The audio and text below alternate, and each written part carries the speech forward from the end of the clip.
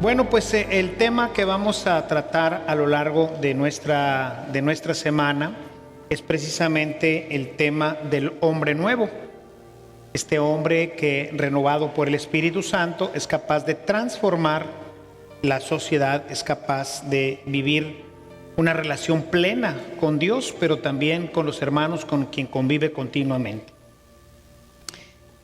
El primer tema que vamos a tratar el día de hoy lo vamos a tomar como punto de enfoque en Filipenses 1:21.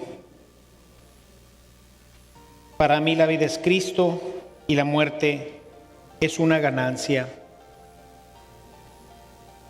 El tema lo vamos a tratar de centrar en la conversión, en nuestra conversión.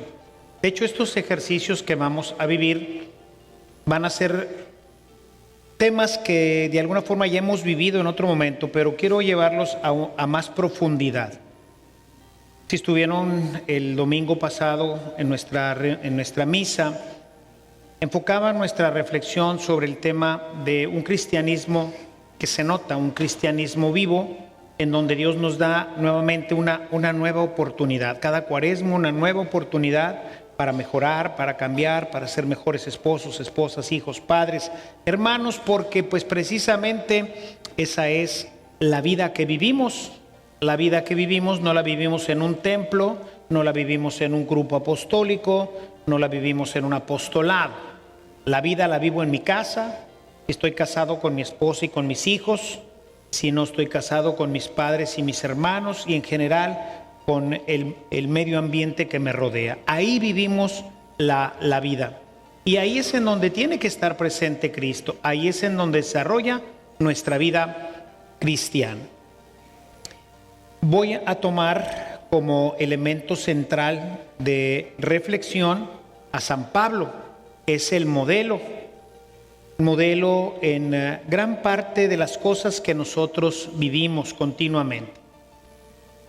Y hoy empezamos con un tema que es fundamental, que aparece desde la primera catequesis cristiana, que es la conversión. Y bueno, pues esto nos resulta lógico si vemos que desde el inicio de la predicación de Jesús,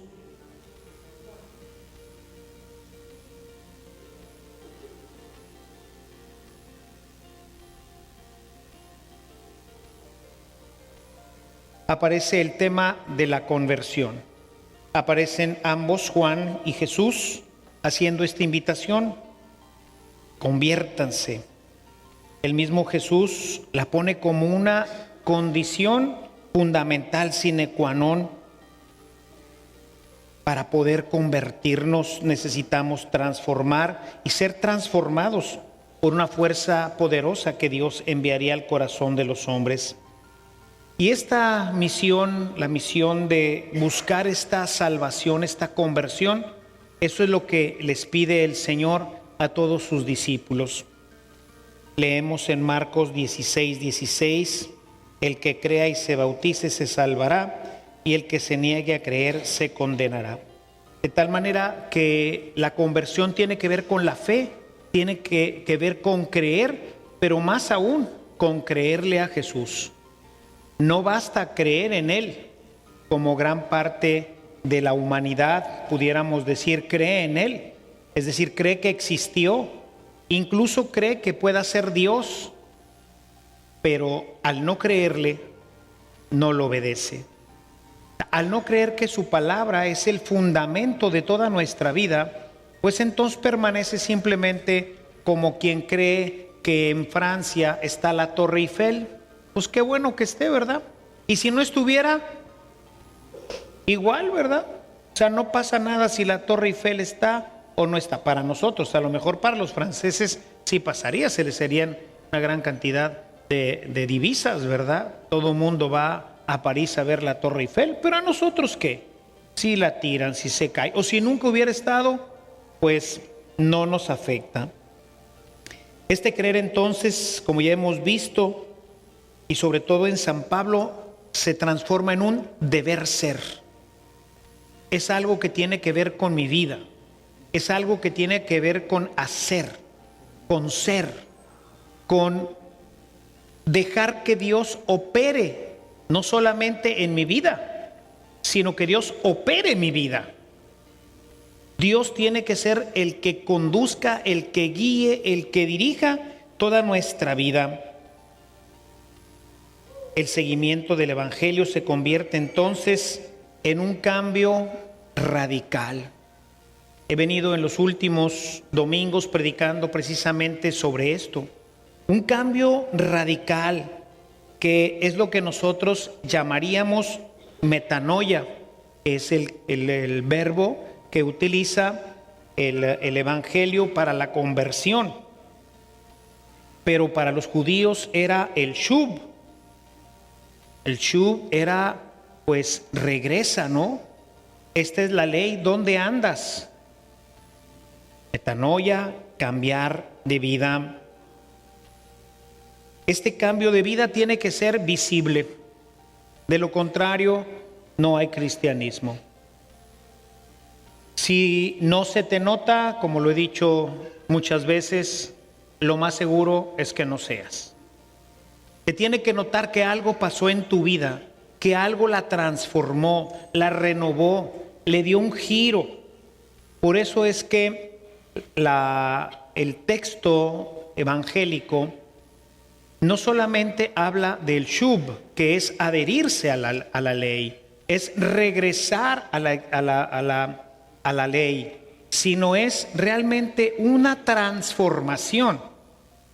Metanoia entonces no es simplemente como se traduciría normalmente, voy en este sentido y luego cambio de sentido, que estaría dirigido particularmente a los paganos. El pagano sí, el pagano adoraba a ciertos dioses y viene Jesús y nos dice, no, el verdadero Dios es este. Y entonces hay un cambio, hay un redireccionamiento que va obviamente a redireccionar también toda nuestra vida. Pero Jesús no le predicó a los paganos, ni Juan el Bautista le predicó a los paganos. De manera que cuando nosotros leemos en Marcos, y prácticamente en todos, pero Marcos inicia precisamente así en Marcos 1, 14, 15, con la invitación a la conversión, a la metanoia. Y entonces metanoia no es ir hacia un lado y cambiar hacia otro, sino implica una transformación, un cambio. Les voy a poner un ejemplo, si quieren tonto, pero quizás explique bien esto. De ser humano a ser sapo. Imaginen ustedes que asistieran a un querigma, a estos ejercicios, o algún lugar, un espacio en donde se predicara la palabra de Dios. Y de repente empezaras a notar que se te empieza a poner verde la piel y te empieza a cambiar el cuerpo. Y ya no puedes decir nada, sino empiezas a hacer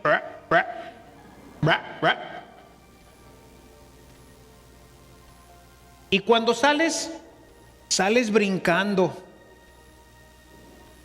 y llegas a tu casa, ¿qué crees que te dirían en tu casa?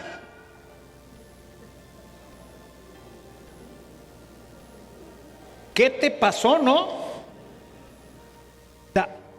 ¿Qué te pasó?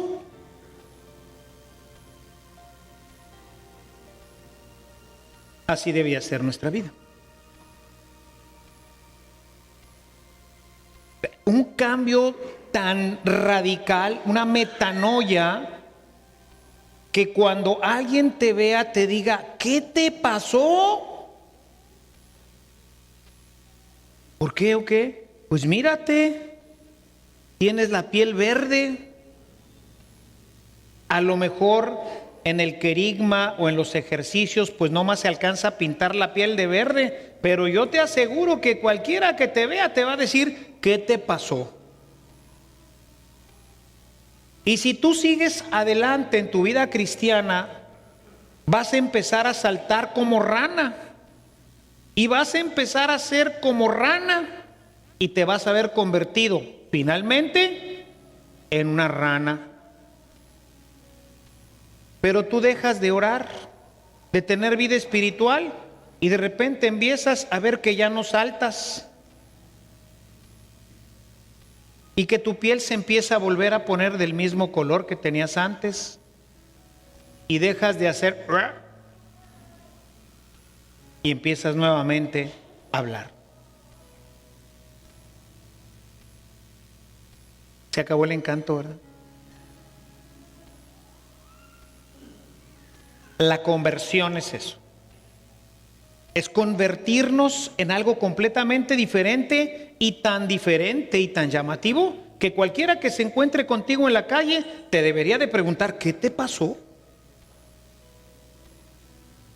Yo les pregunto a ustedes, hermanos, todos ustedes que participan, la mayoría aquí en la parroquia, en algún grupo, etcétera, ¿les han dicho familiares, amigos, gentes con las que ustedes conviven y trabajan? ¿Les han preguntado así admirados y les han dicho, ¿qué te pasó? Si no te han preguntado, se me hace que tu piel sigue estando del mismo color de siempre y que no haces y que no saltas.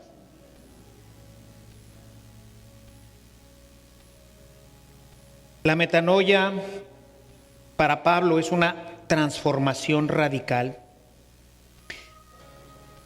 Podemos decir que la conversión entonces se transforma en el nervio de la misión de los apóstoles. Ayudar a la gente a entrar en este proceso de transformación. No se trata nada más de que nosotros o ustedes prediquen, hablen del Señor, sino que lo que tenemos que hacer es buscar en la gente que está junto a nosotros que se dé esa transformación. Imagínense, nosotros tenemos 2000 años de predicación.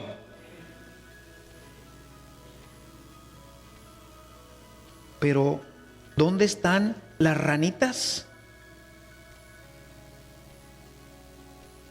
Decía un escritor, no recuerdo ahorita el nombre, decía, en Inglaterra se predican cada domingo más de 6,000 sermones, 6,000 homilías, texto ya un poco antiguo. Ya. Se predican más de 6,000 sermones cada domingo. Dice, en Inglaterra no cambia.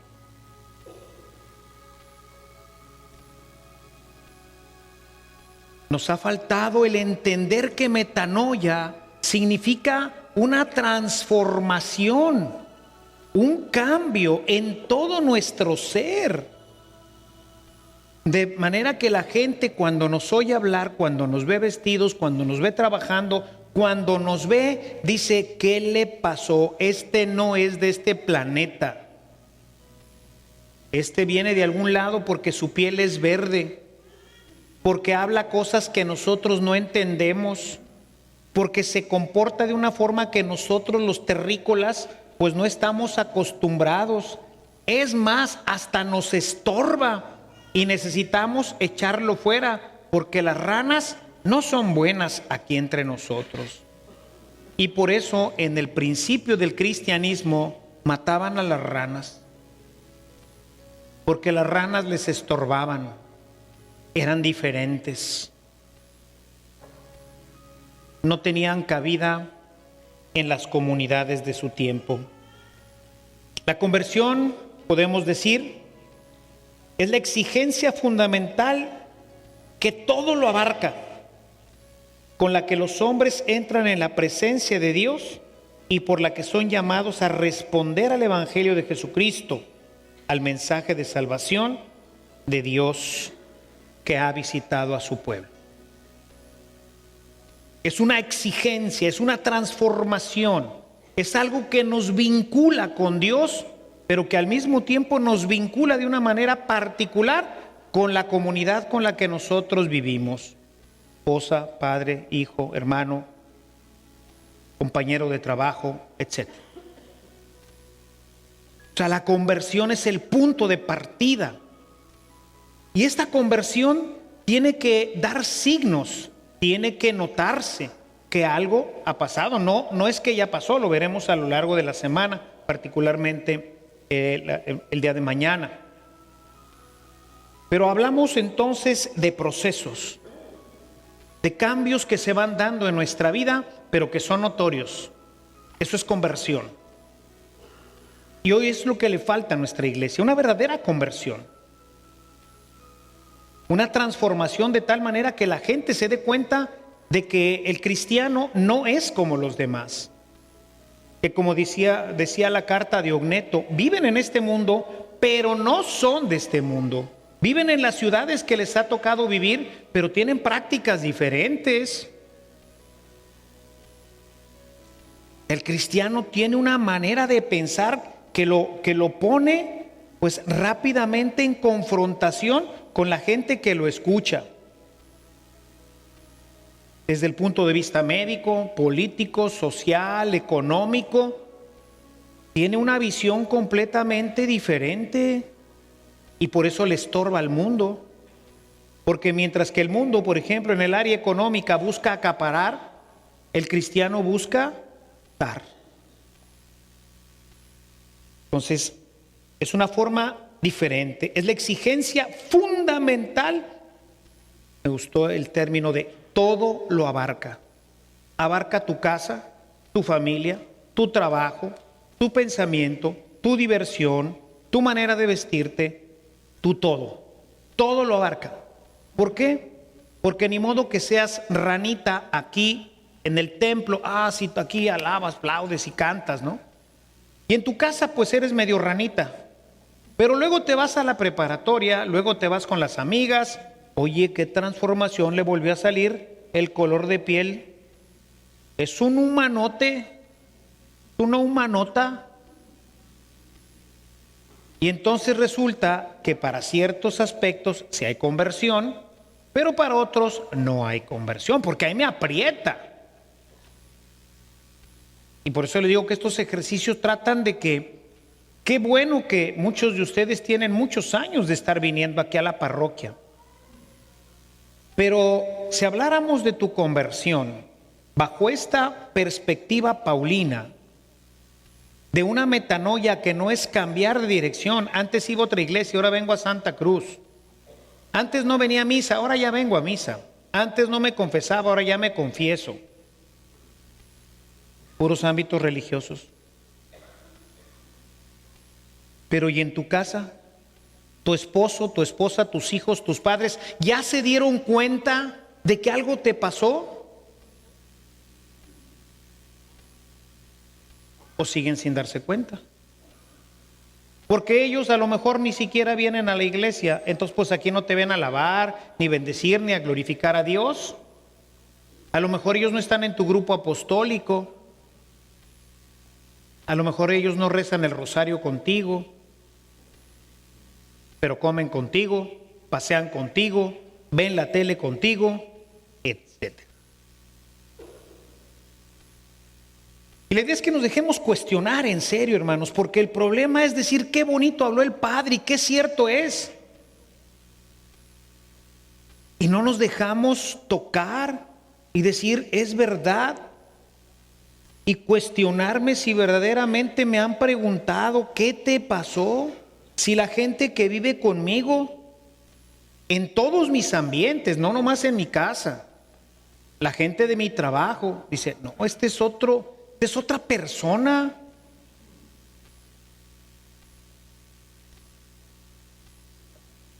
Necesitamos trabajar en esto, hermanos, porque por eso nuestra iglesia no progresa, no avanza. Porque no se deja cuestionar, porque al dejarte cuestionar y entender que metanoia significa una transformación completa de tu vida, pues ahí se enfría el cliente, ¿no? Y recuerdan nuestros ejercicios de hace 3 o 4 años, discípulo o fan, que les decía, es como cuando una persona llega, se levanta en la mañana y ve que su carro anda tironeando. ¿Ah? Dice, chivo, se me hace que ya le falta afinación, ¿verdad? Y voltea para atrás y ve que le está saliendo un poco de humo. Y llega ahí con el mecánico y le dice, oiga, dele una afinadita, una arregladita aquí porque me anda tironeando y en las subidas, pues no, como que no quiere agarrar. Y se lo deja ahí, ¿verdad? Y luego a media mañana le habla el mecánico y le dice, oiga señor, ya revisamos su carro. Fíjese que no es la afinación. Necesita cambiarle el motor. Ay, Carlitos. De 600 pesos a 10,000, 12,000, no sé cuánto cuesta un motor nuevo. Oiga, es que es mucha lana. Pues sí. Y piensas, chihuahua, es el dinero de las vacaciones. Híjole. Además se me hace que tendría que vender ahí cualquier cosita para poder completar. Te duele, ¿verdad? Oh, ¿sabe qué? Afínelo. ¿Ah? Y bueno, pues ahí te lo deja más o menos. Pero en una subida,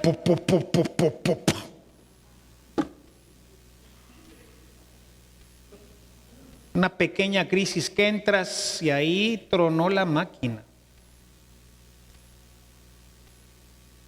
Nuestro problema, hermanos, lo vamos a ver un poquito más adelante, es que no queremos invertirle a esto.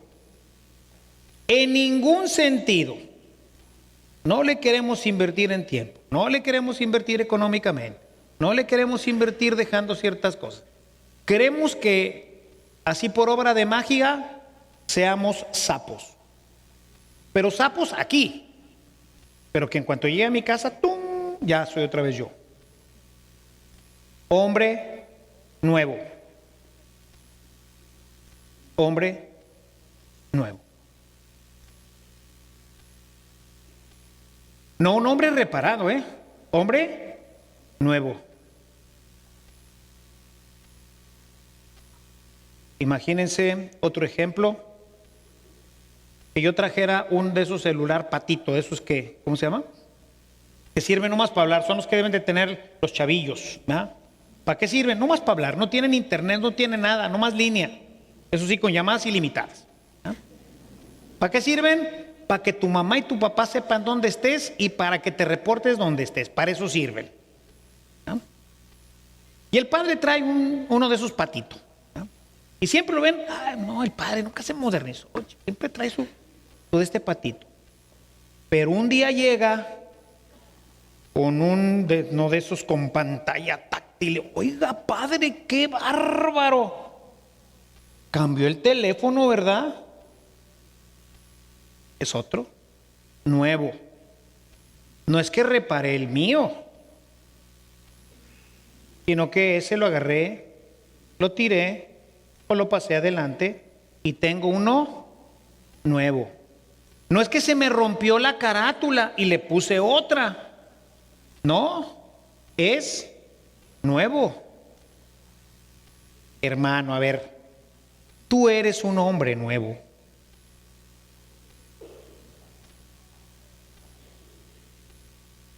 ¿O eres a ratitos hombre nuevo y a ratitos hombre viejo?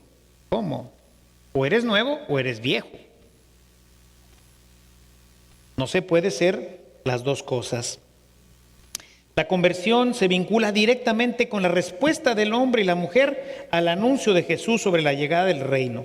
Y por lo tanto, con la fe, aceptan el mensaje de salvación que los compromete en un seguimiento del evangelio.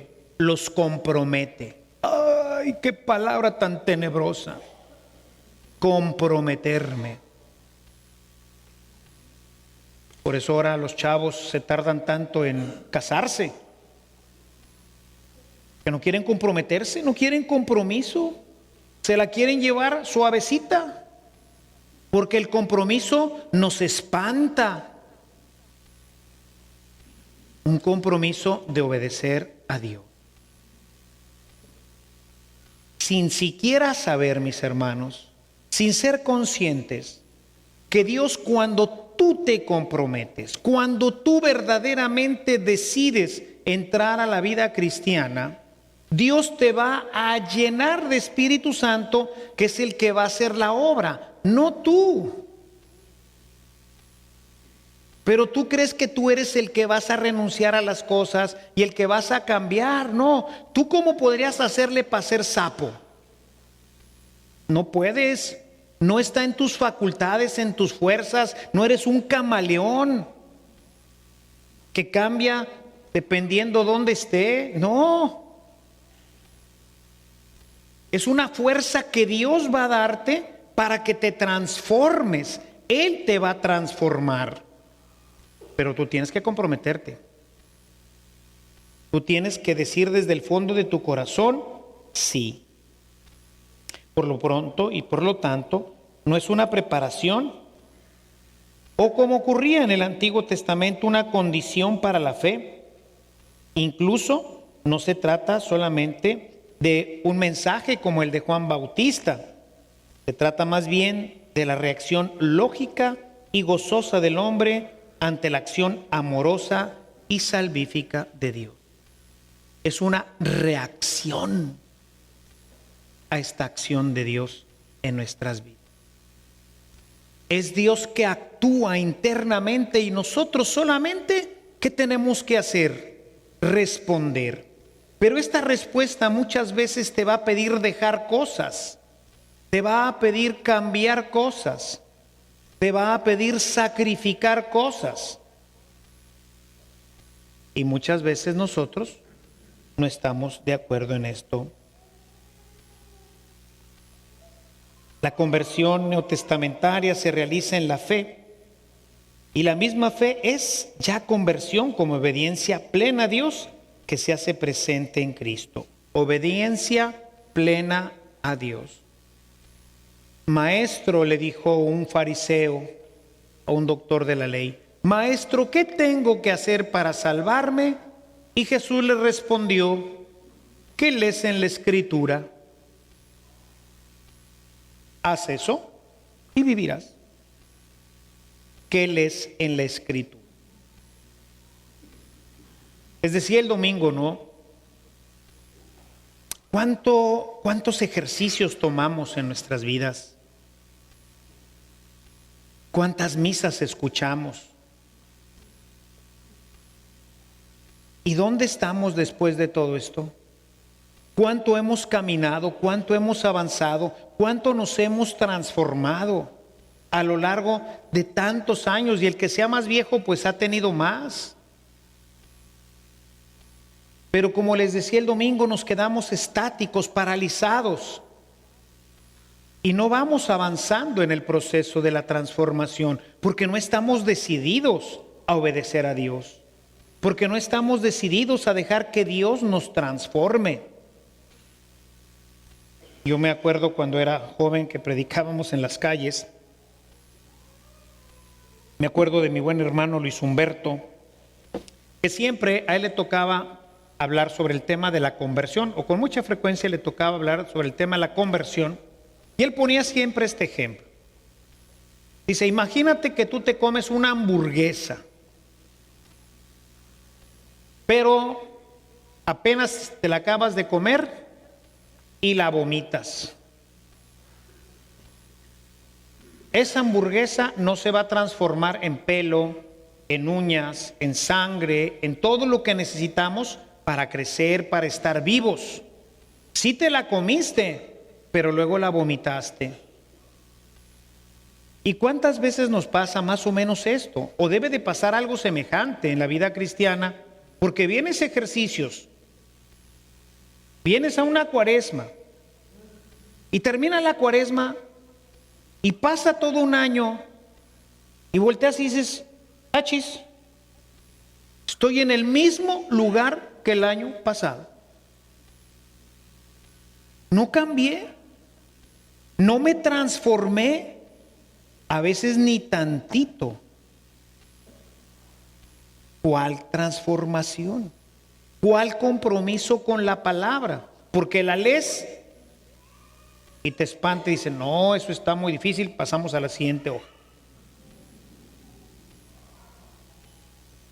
Yo me acuerdo que me ha pasado sobre todo pues en 15 años o algo así, que de repente la lectura que viene para ese día pues no está muy bonita para la predicación de una quinceañera, ¿verdad?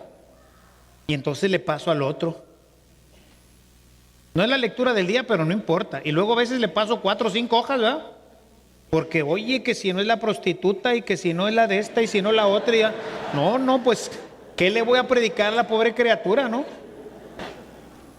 Y entonces le voy quitando hojas, ¿no? Porque esta no jala y esta tampoco jala y esta tampoco jala. Y la verdad es que todas jalan. Depende dónde enfoques.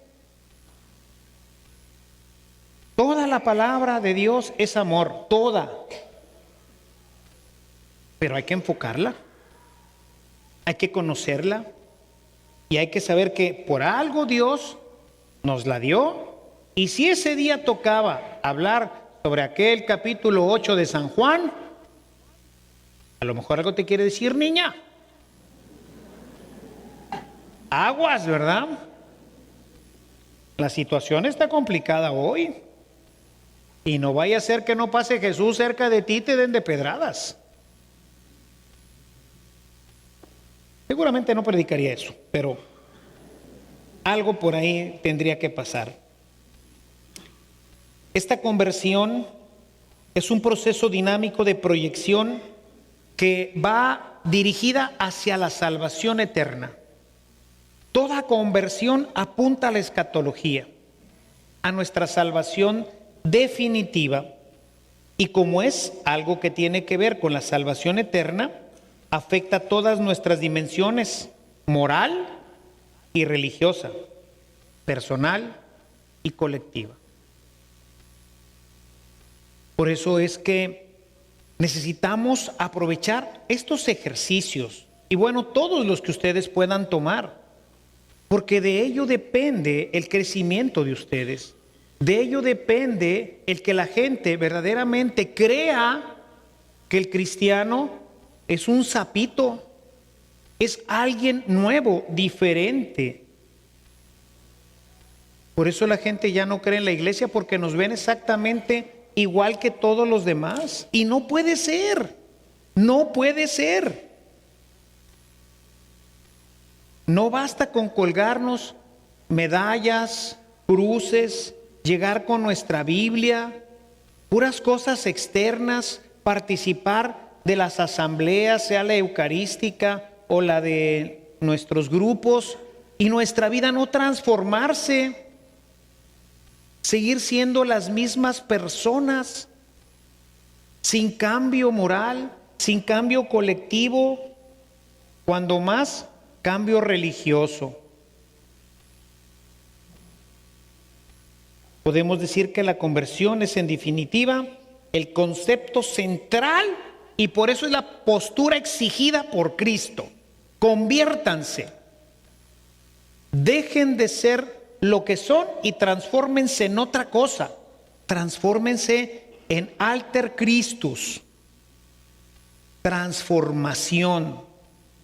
Les quise poner el caso de la rana, porque cuando hablamos transformarnos en Cristo, pues te vas a ver igual. Jesucristo pues era un hombre como tú y como yo.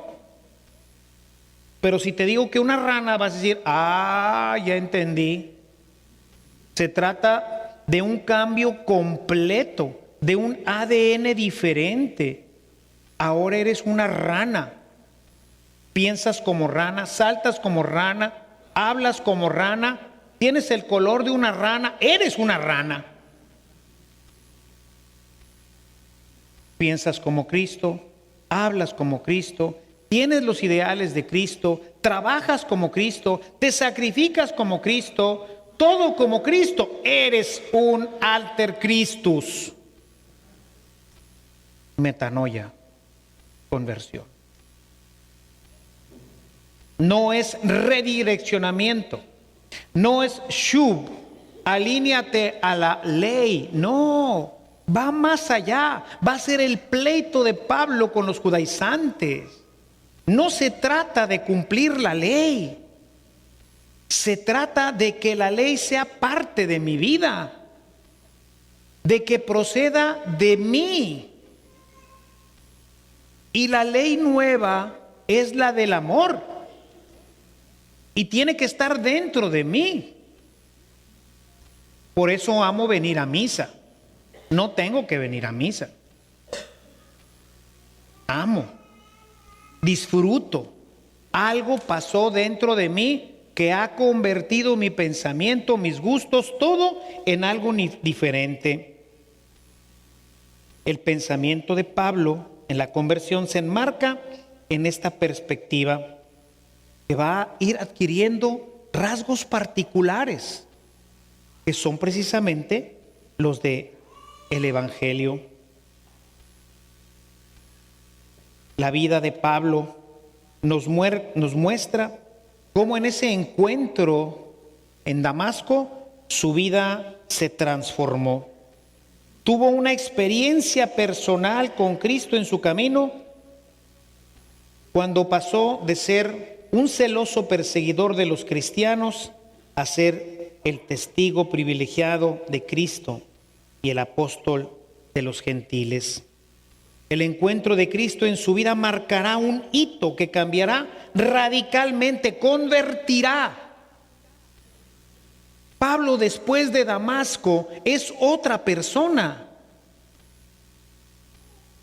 O sea, Pablo después de Damasco no empezó a ir a las asambleas cristianas. Pablo después de Damasco comenzó a predicar.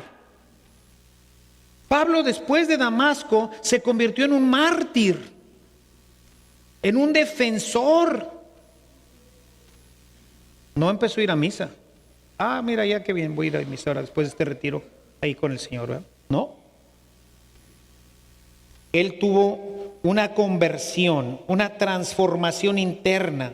La vida del apóstol se va a transformar y se va a convertir ahora en un instrumento de gracia.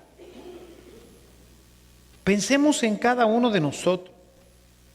Ahora que preparaba todo esto, hermanos, esto a mí me cuestiona también. No crean que se los digo así nada más. Me cuestiona mucho más a mí. Soy sacerdote.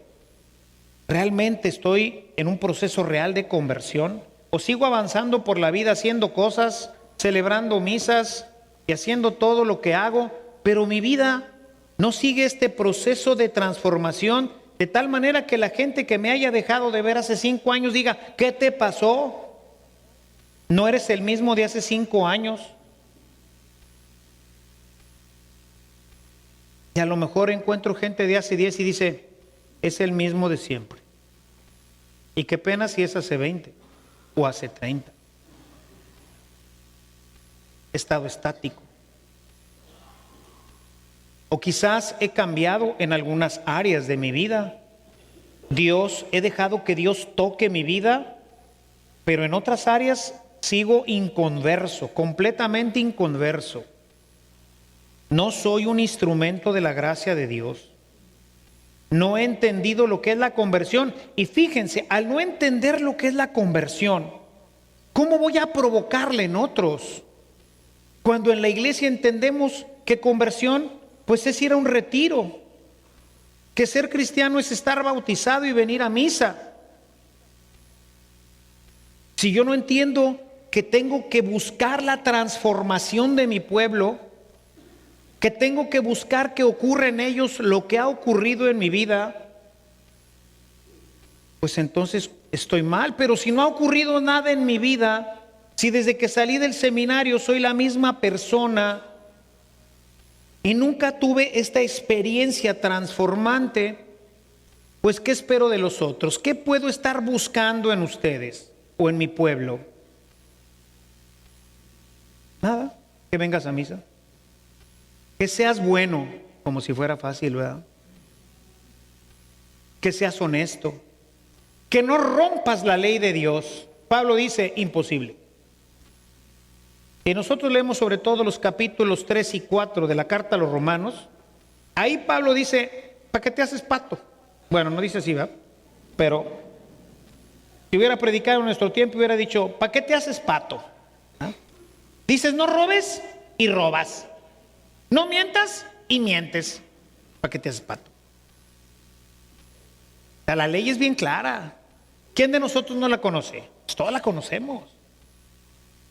Pero ¿quién la cumple? Dice Pablo, imposible cumplirla. Imposible cumplirla. Solamente Dios. Por eso termina su capítulo 7, que es donde cierra toda esta reflexión de la miseria del hombre, de esta realidad que ha vivido por siglos en el hombre. Lo cierra diciendo en el verso 24, infeliz de mí, ¿quién me librará de este cuerpo de muerte? Y el verso 25 enfáticamente dice, solamente Dios, a quien doy gracias por medio de Jesucristo. Solamente Dios, hermanos. Este encuentro con Jesús desarrolla, por la fuerza del Espíritu Santo, al hombre nuevo. Es un encuentro transformante. La experiencia de Pablo es el punto de partida para entender lo que significa una conversión verdadera. Se trata de un encuentro y de una revelación. En este encuentro, Dios se revela a Pablo. Dios, ese Dios al que siempre ha amado, le revela la verdad y le muestra a Jesús. Desde los Hechos de los Apóstoles y en todos los escritos paulinos, se deduce que antes de su conversión, Pablo era un duro perseguidor de la primera comunidad cristiana. Esto obviamente pues nos lleva a darnos cuenta que entonces conversión no es un shub. Porque si alguien se jactaba de ser un seguidor perfecto de la ley, era Pablo. Su carta a los Gálatas es testimonio de esto. Educado a los pies de Gamaliel, dice, ya, fui un cumplidor perfecto de la ley. A Pablo le podrían haber dicho, shub. Hubiera dicho, por favor, yo te lo puedo decir a ti, shub, pero tú no me lo puedes decir a mí porque yo soy un cumplidor perfecto y recto de toda la ley. Para Pablo, la conversión entonces no fue un shub, no fue un regresa a la ley, endereza tu vida conforme a la ley de Dios, sino para Pablo fue una metanoia interna. Él no cambió de Dios como se interpreta generalmente en el pagano. Metanoia, voy a la derecha, cambio para la izquierda. No. Pablo siguió amando al mismo Dios, al Dios de Israel, que ahora en Cristo le transforma la vida. Crea una metanoia interna. Pablo era un destroyer antes de su conversión. Su carta a los Gálatas dice, ya están enterados de mi conducta anterior en el judaísmo, cuán encarnizadamente perseguía a la iglesia de Dios y la devastaba. Hombre, vean este hombre cómo se expresa de sí mismo. Era un terrible por amor a Dios. Y cambió de Dios. ¿Dejó de amar a ese Dios que había amado toda su vida? No, al contrario, lo amó más, porque ahora entiende que le entregó a su hijo para que muriera por él. Y si antes lo amaba, ay Carlitos, ahora lo superama, es el mismo. No cambió de Dios. Hubo una transformación. Si tomamos como ejemplo la conversión de San Pablo, vamos a ver que es una experiencia, un encuentro con Cristo, que en realidad es una revelación interior en donde el hombre se descubre amado y liberado por Dios. Pablo, que cargaba un fardo terrible. Imagínense lo que representa cumplir la ley. ¡Ay, no puedo hacer esto! ¡Ay, pero! Y de repente tira el fardo y queda liberado. Queda liberado de la ley, hermanos. No matarás, no mentirás, no fornicarás, no robarás, amarás a tu padre y a tu madre, no desearás las cosas ajenas. Y de repente dices, ya, basta, y lo tira. Se acabó la ley. Queda liberado. Ahora comprende qué es el amor de Dios. Por eso cuando escribe a los romanos, que es verdaderamente un espectáculo de carta, en el capítulo 5 dice, porque el amor de Dios se ha derramado en nuestros corazones por medio del Espíritu Santo. Y esto es lo que nos libera, lo que nos transforma, lo que nos cambia. Es algo que pasa dentro de nosotros. Es una experiencia interna transformante. La conversión de Pablo es algo interior. Él se descubre por primera vez amado por Dios. Él que amaba tanto a Dios, ese día experimentó la ternura, el amor, la delicadeza de un Dios que le dice, Pablo, Pablo, ¿por qué me persigues?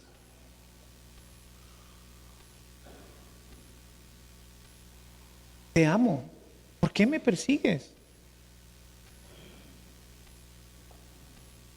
¿Quién eres, Señor? Soy Jesús, a quien tú persigues. Se sintió amado. ¿Y cuánta falta nos hace, mis hermanos, tener este tipo de conversión, donde nos empecemos a sentir cada uno de nosotros verdaderamente amados por este amor tierno, sublime, delicado de Dios nuestro Señor, que nos libera de todas estas cargas? Tengo que ir a misa el domingo, Chihuahua. La ley. Tengo que celebrar la misa. Se acabaron los tengos. La ley no opera más en mi vida. Ahora amo. Dios ha derramado su amor en mi corazón. ¿Cómo voy a robarle a mi hermano? ¿Cómo lo voy a insultar? ¿Cómo voy a dañar a mi hermano o a mi hermana fornicando? ¿Cómo voy a tomar lo que no es mío si a mi hermano o a mi hermana le hacen falta?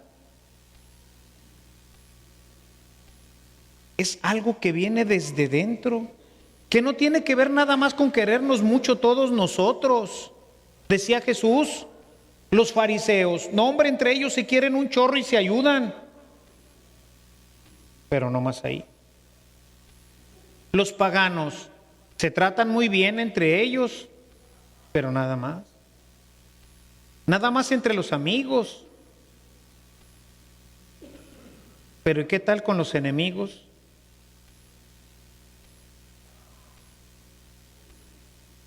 Se trata entonces, por un lado, de una cristofanía en la que el Señor Jesús se manifestó de alguna manera a Saulo por medio de una luz venida del cielo.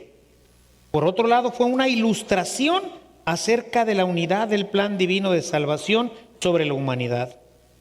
El Dios que le revela ahora a su Hijo, el cual es el Dios creador, Señor de la historia, fiel a la alianza con Israel, a ese Dios que Saulo ha amado y seguido siempre. Una verdadera revelación. Esto es lo que tiene que ser para ti y para mí, hermano. De ahí parte este proceso transformante de Dios en tu vida. Por eso cuando esto no ha ocurrido en nuestras vidas, hermanos, pasan y pasan y pasan semanas y Semanas Santas y Cuaresmas y misas y predicaciones y retiros y seguimos igual. La gente te vuelve a ver y te dice: hola, eres el mismo de siempre, no has cambiado, no ha habido conversión.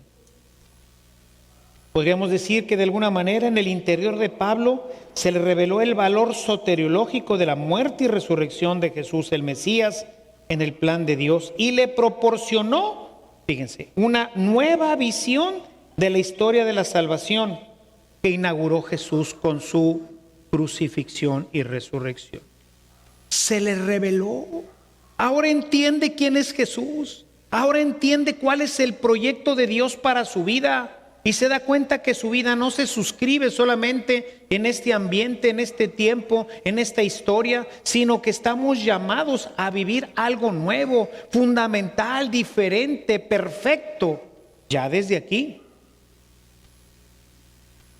¿Cómo lo entendió? Como lo entendemos todos aquellos que hemos vivido esta experiencia. A partir de ese momento la vida es diferente. Empieza a borrarse un cassette y escribirse uno nuevo.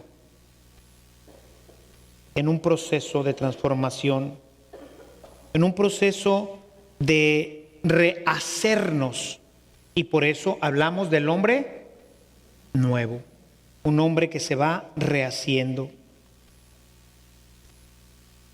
El hecho de que el encuentro con Jesús resucitado deje ciego a Pablo en su exterior es el signo de la verdad interior, de la ceguera, cuando nosotros no hemos tenido esta experiencia.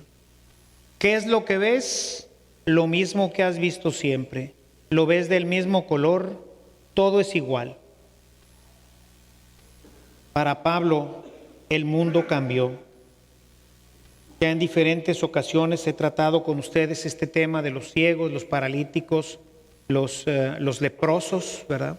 Como todos ellos son, pues, un signo dentro del escrito que nos revela la condición del hombre antes de Cristo. El hombre antes de conocer a Cristo, de empezar su proceso, es un ciego. No ve con claridad. O a veces no ve nada. Es un paralítico, no va a ninguna parte, siempre está atenido a que alguien lo lleve.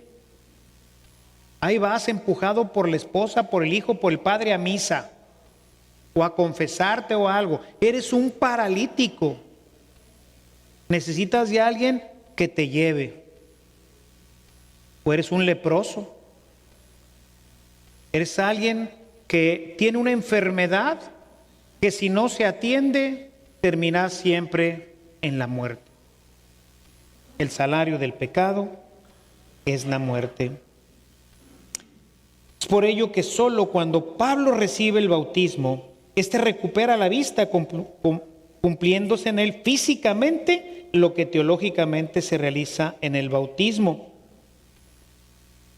Nuestro Papa Emérito Benedicto XVI decía en la audiencia general del 3 de septiembre del 2008 que se puede ver en Pablo lo que representa realmente de la conversión. La conversión es empezar a ver, empezar a caminar y ser sanado de la lepra. Esto es la verdadera conversión, dice el Papa Emérito Benedicto XVI. Podemos decir sin lugar a equivocarnos que el encuentro con Jesucristo transforma el pensamiento y la vida de una persona. Este es el punto del inicio de la conversión y de la transformación profunda que todo hombre debe de sufrir para poder vivir en el reino. En este encuentro transformante y personal, nunca conocerá, fíjense, nunca conocerá la vida del reino. Nunca sabrá lo que es ser cristiano. Nunca conocerá lo que conocieron las primeras comunidades que se dejaban incluso matar por causa de este reino. Era la perla escondida, era la perla preciosa, el tesoro escondido, que vendiéndolo todo van y lo compran. Qué pocos cristianos hoy en el mundo entienden esto. Y por eso nuestra iglesia, nuestro cristianismo, es un cristianismo enfermo, leproso, medio ciego, inválido, porque no hay transformación, porque no hay conversión. Qué bonito hablan los padres, qué bonito libro leí, qué bonito lo que dice Jesús aquí, pero ahí se queda, porque estamos incapacitados para vivirlo. La conversión entonces se refiere a la muerte. Pablo todo lo relaciona en la sepultura y resurrección de Cristo, no como un concepto, sino como una verdadera experiencia que él mismo ha sufrido. Pablo ha muerto con Cristo, ha sido sepultado con él y ha renacido siendo ahora, por la fuerza del Espíritu Santo, una nueva criatura. Podemos decir, parafraseando a Rodney Reeves, que en general los hombres buscamos aprender cómo vivir, mientras que Jesús en su Evangelio te enseña cómo morir. Los hombres buscamos aprender cómo vivir y Jesús te enseña cómo morir. La conversión entonces se transforma en una experiencia de muerte, morir un poco cada día. Esto es lo que llama Pablo un sacrificio vivo. Este cambio radical en la persona hace entender que todo lo que hay en el mundo, si se compara con Cristo y lo que ofrece la vida cristiana, resulte verdaderamente despreciable. El apóstol lo expresa en Filipenses 3:8 diciendo: todo lo que consideraba valioso es ahora basura. Hermanos, esto representa en realidad una muerte a todo aquello que no es Dios. Las cosas en sí mismas pierden su valor, no obstante que sean buenas. Esto lleva a vivir la verdadera libertad de los hijos de Dios. Se tiene todo, pero en realidad se vive como si no se tuviera nada. Por eso San Pablo invita a los corintios a vivir en la libertad. Bastaría con leer el capítulo 7. El que esté casado pues vive como si no estuviera, y el que tiene como si no tuviera, y ya, o sea, ser libres. Es cierto que él esperaba el final de los tiempos, pero no por eso es que él sugiere estas cosas, sino porque verdaderamente ha muerto a todas ellas. Y el muerto, pues está muerto, ¿o no? Si al muerto le pasamos $1,000,000 por arriba, ¿qué va a hacer el muerto? Pero el vivo, a ver si le agarra, a ver si le caen unos billetillos, ¿verdad?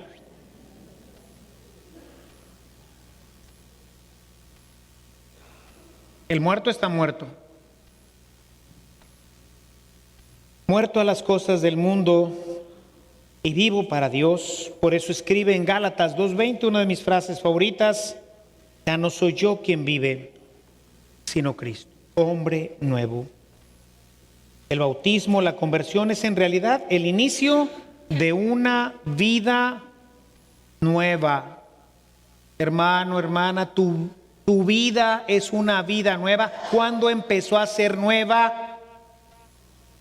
¿Cuándo empezaron a haber cambios importantes en tu vida que ahora dices, es que mi vida ya no es la de antes, ahora es otra? Y obviamente, pues, si es así, la gente que vive junto a ti, pues ya se dio cuenta. Lo que antes era bien valioso para ti, ya no es. Y la gente dice, ¿ya no te gusta ir al cine? No, la verdad, y digo, está bien, ¿verdad? Pero, pues, si lo comparo con irme a un retiro, pues mejor me voy al retiro. Achis. Pero si eras resinero, sí, pero no conozco historias, ¿eh?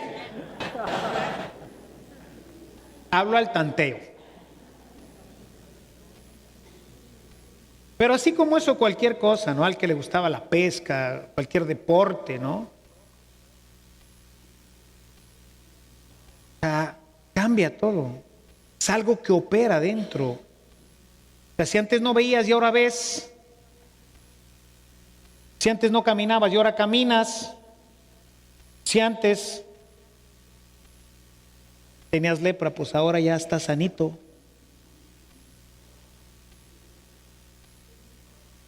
Las cosas cambian radicalmente.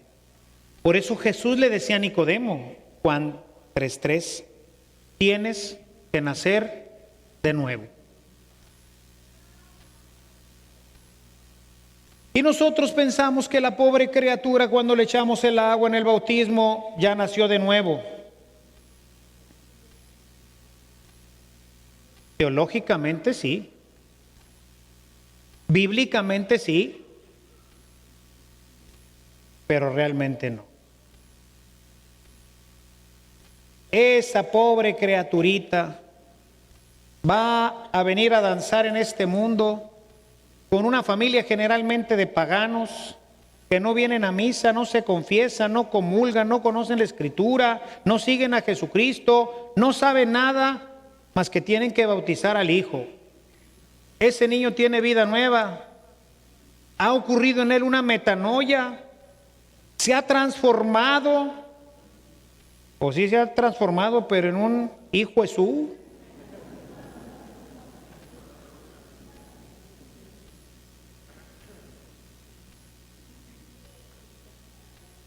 Por eso el protestante no bautiza al niño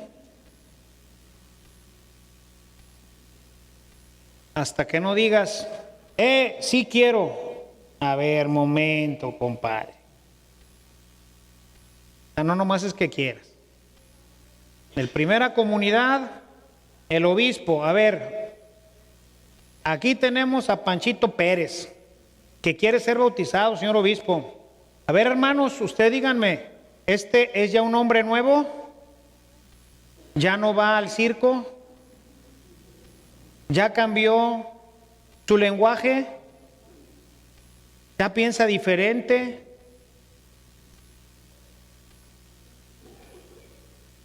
Para atrás los builders, compadre. Otro año más y échale ganas y sigue participando.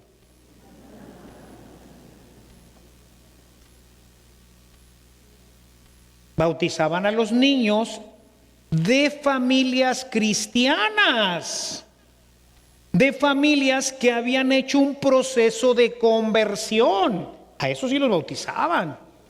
El niño chiquito, ¿dónde iba a crecer? Si tú lo plantaste en medio de un jardín con la tierra ya bien mullidita, bien regada, y te nació un naranjito ahí, ¿qué creen que va a dar ese niño cuando sea grande? No, hombre, unas naranjas ricas, sabrosas, frutos abundantes de vida. Pero al pobre criaturo lo sembraron en medio del desierto. No le va a caer ni una brisca de agua. Bueno, cuando venga la primera comunión, le van a dar una regadita. Le saldrán 3 hojitas. Pero como después de la comunión no vuelve a venir nunca, si acaso a lo mejor si se casa por la iglesia, por las 3 hojitas que le salieron, ¿saben qué le van a pasar? Está en medio del desierto. No tiene agua, no tiene tierra mullida, no tiene nada. ¿Qué le va a pasar a ese pobre arbolito? Pues se va a morir, se va a secar, no va a dar frutos. Por eso hay que bautizar a los niños de las familias cristianas. A los demás, primero hay que hacerlos cristianos y luego les bautizamos a las criaturas. Primero plantamos un buen huertito, le ponemos sombrita Le decimos a los papás cómo se riegan las matas, les damos suficiente abono y ahora sí, compadre, adelante, tú vas a crecer sabroso, vamos a tener 2 arbolones que van a cobijar al arbolito y esos árboles van a estar llenos de fruta y después ese arbolito crecerá y empezará a dar frutos de vida. Conversión, transformación, regeneración. Que los primeros cristianos decían, inicia en el bautismo. El cristiano se convierte en un muerto que huele bien. El grato aroma de Cristo. Es un muerto. El cristiano es un muerto, el verdadero. Y yo decía, híjole, huelo todavía a perfume, no huelo a muerto.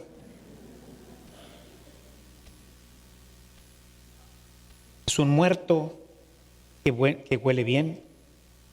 Por eso en los procesos del bautismo, en la antigüedad, si ustedes entran a internet y ven cómo bautizaban a los primeros cristianos, todavía lo hacen los hermanos separados, que bautizan todavía por inmersión.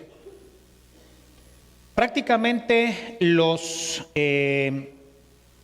envolvían como muertos, ¿verdad? Pero lo más importante era la postura y la forma del bautismo. El bautismo, para ser bautizado, el bautizado se ponía las manos sobre el pecho como los muertos en aquel tiempo, ya estando puestos así, pues ya los amortajaban, ¿verdad? Enterraban así. ¿Y cómo entierran a un muerto? ¿Para adelante o para atrás? Para atrás, ¿verdad? Para que quedes así para arriba, ¿no? Así era el bautismo. En la pila bautismal o en el río, como fue al principio, estaban 2 diáconos adentro del agua. Uno agarraba a la persona de un lado y la otra del otro. Y luego el obispo, que estaba afuera, ¿verdad?, esperando para confirmarlo, uno de los diáconos, ¿verdad?, lo agarraba y lo sumergía hacia atrás. Te bautizo en el nombre del Padre, luego, y del Hijo, y del Espíritu Santo.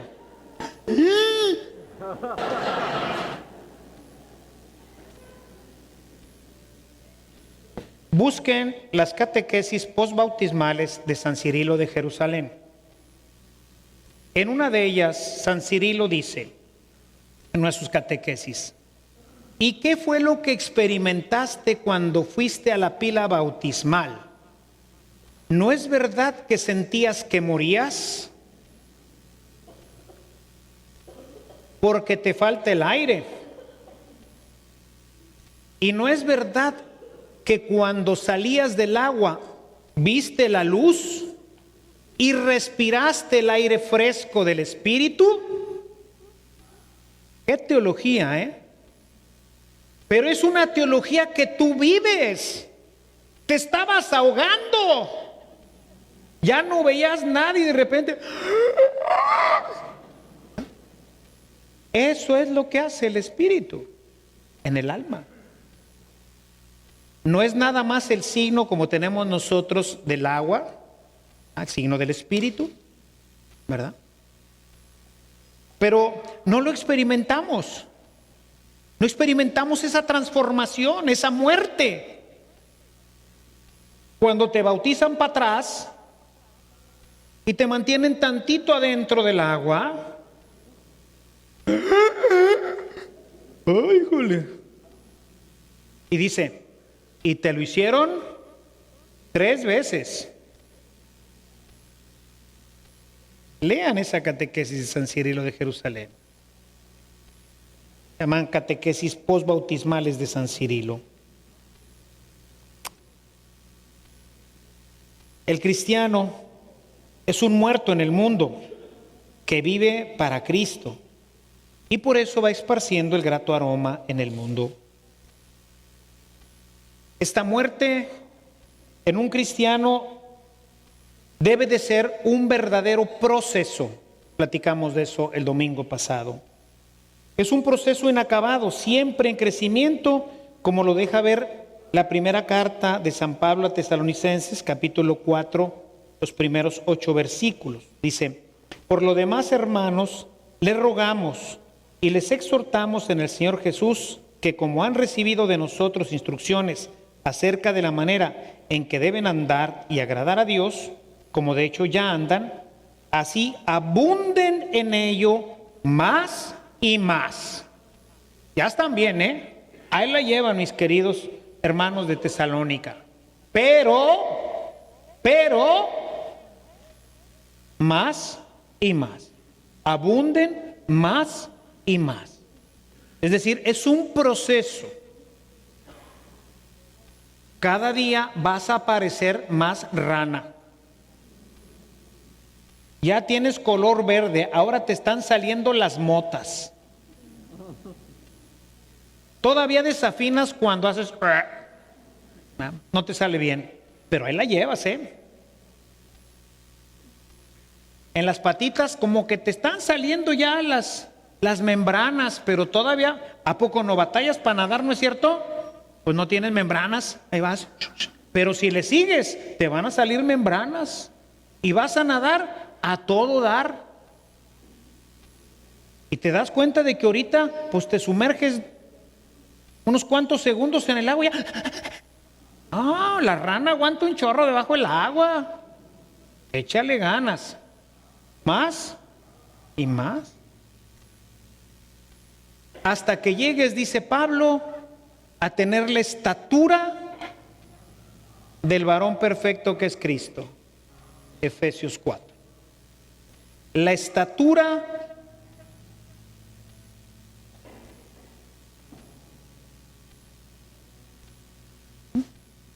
estatura del varón perfecto que es Cristo.